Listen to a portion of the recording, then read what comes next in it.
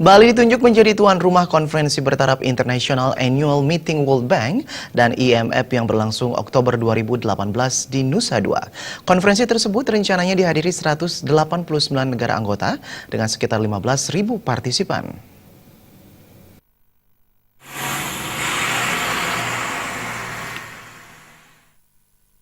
Meski Annual Meeting World Bank dan IMF masih lama digelar, persiapan menghadapi konferensi internasional tersebut telah dilakukan sejak dini. Ketua Task Force Bank Indonesia untuk Annual Meeting World Bank dan IMF, Peter Jacobs menerangkan keberhasilan Bali menjadi tuan rumah setelah menggalakkan sejumlah negara yang juga mengajukan diri sebagai tuan rumah. Dengan kehadiran hampir 15.000 partisipan dari 189 negara, konferensi ini sekaligus menjadi promosi pariwisata Indonesia maupun kemajuan pembangunan lainnya. Biasanya memang annual meeting IMF World Bank ini dilakukan tiap 3 tahun di negara-negara anggota.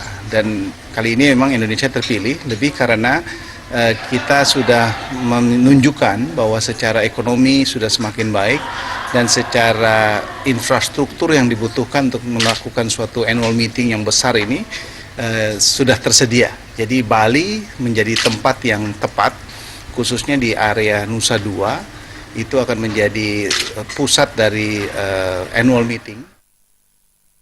Pada Annual Meeting World Bank dan IMF 2018, diperkirakan terjadi sekitar 700 pertemuan.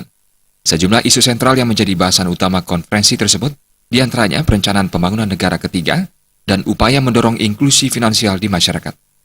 Alit Sidi, Bali TV.